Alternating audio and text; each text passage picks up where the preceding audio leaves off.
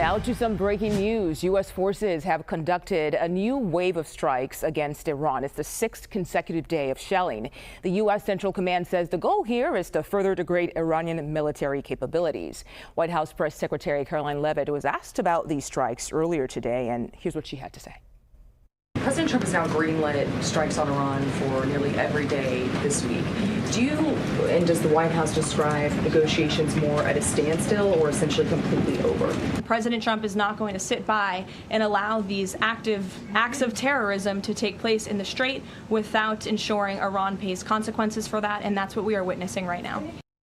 Okay, let's go live to CBS News senior foreign correspondent Imtiaz Tyab. Imtiaz, thank you so much for your time today. So what do we know about these new strikes?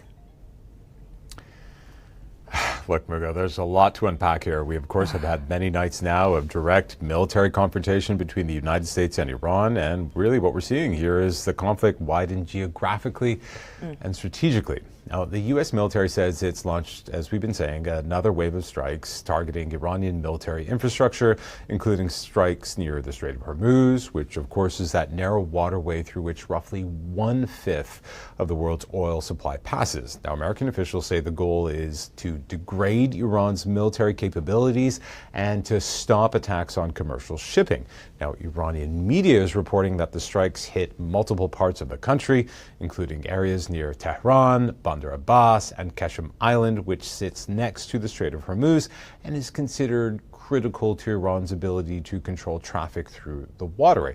Now, this latest escalation comes after a preliminary ceasefire framework agreement reached last month, as we've been calling it, the Memorandum of Understanding, and I think a lot of people see it as something that has effectively collapsed. Now, since then, both sides have resumed military operations, and the fighting is increasingly centered on control of the Strait, which remains, again, one of the world's most strategically important energy choke points. Now, the concern here is that this is no longer a contained exchange, that the target list, if you want to call it that, is expanding, and that the rhetoric is only hardening. And the risk is that the conflict that we're seeing here has the potential to become a regional conflict in which we've seen other areas in the Gulf being targeted. Yeah. How is Iran responding to these recent strikes? It's a very important question. Well, Iran is responding both militarily, but they're also responding politically. The Revolutionary Guards, which is this powerful military force in Iran, say that they have launched ballistic missiles at U.S. air bases in Jordan and also used drones against American facilities across the region. Now, U.S. allies, including Bahrain, Kuwait, and Jordan, have reported intercepting Iranian missiles and drones, while Iraq says coalition forces shot down additional drones near Erbil.